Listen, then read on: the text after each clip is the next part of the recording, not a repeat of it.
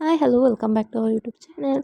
So ಏನಪ್ಪ ಇವತ್ತು ಬಸ್ಸಿಂದ start ಮಾಡ್ತಾ ಇದ್ದೀವಿ ಅಂದರೆ, ಇವತ್ತು ನಾನು ಅಪ್ಪ ಅಮ್ಮ ಹಾಗೂ ತೋಷಿ ನಾವು ಹಾಸ್ಪಿಟ್ಲಿಗೆ ಹೋಗ್ತಾ ಇದ್ದೀವಿ. ಎಲ್ಲಿ ಅಂದರೆ, ಸೊ ಮಂಡ್ಯದಲ್ಲಿ ಗೌಡ್ರು ಹಾಸ್ಪಿಟ್ಲ್ ಇದೆಯಲ್ವ, ಸೊ ಅವ್ರ ಹಾಸ್ಪಿಟ್ಲಿಗೆ ಹೋಗ್ತಾ ಇದ್ವಿ. ಸೊ ಯಾಕೆ ಅಂದರೆ ನಮ್ಮ ಪಾಪುಗೆ ತುಂಬ ಸ್ಕಿನ್ ಇನ್ಫೆಕ್ಷನ್ ಇತ್ತು. ಸೊ ಹಾಗಾಗಿ ಅವನು ತೋರಿಸ್ಬೇಕು ಅಂದ್ಬಿಟ್ಟು ಹೋಗಿದ್ವಿ. ಯಪ್ಪ ತುಂಬ ಜನ ಅಂದರೆ ತುಂಬ ಜನ, ಎಷ್ಟು ಜನ ಅಂದರೆ, ಸೊ ನನಗೆ 59 ಟೋಕನ್ ಸಿಕ್ಕಿತ್ತು ಲೇಡೀಸಲ್ಲಿ.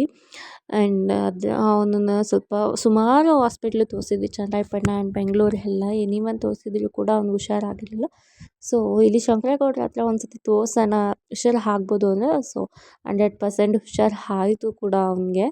ಆ್ಯಂಡ್ ಇವಾಗ ಯಾವುದೇ ಥರ ಈಚಿಂಗ್ ಕೆರ್ಕೊಳ್ಳೋದು ಆ ಥರ ಎಲ್ಲ ಏನೂ ಇಲ್ಲ ಅವನಿಗೆ. ಸೊ ಆರಾಮ್ಸೆ ಇದ್ದಾನೆ. ಆ್ಯಂಡ್ ಬೆಸ್ಟ್ ಶಂಕರೇಗೌಡರು 5 ರುಪೀಸ್ ಡಾಕ್ಟರ್ ಅಂತ ಹೇಳ್ತಾರೆ. ಎಷ್ಟು ಜನ ಅಂದರೆ ತುಂಬ ಜನ.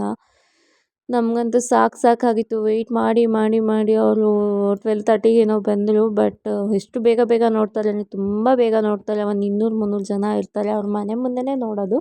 ಸೊ ಮೆಡಿಷನ್ ಕೂಡ ಅಲ್ಲೇ ಸಿಗುತ್ತೆ. ಫೈನಲಿ ನಾವೆಲ್ಲ ತೋರಿಸ್ಕೊಂಡು ಹೊರಟ್ವಿ.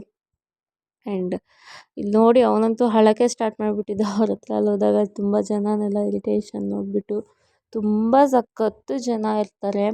ಆ್ಯಂಡ್ ನೀವೇನಾದರೂ ಸ್ಕಿನ್ ಅಲರ್ಜಿ, ಯಾವುದೇ ಥರ ಏರ್ ಫಾಲ್, ಹೇರ್ ಡ್ಯಾಂಡ್ರಫ್ ಆ ಥರ ಏನಾದರೂ ಇದ್ದರೆ ನಿಮಗೆ ಬೆಸ್ಟ್ ಆಪ್ಷನ್ ಅಂದರೆ ಸೊ ಮಂಡ್ಯ ಶಂಕರೇಗೌಡರು ಡಾಕ್ಟ್ರು.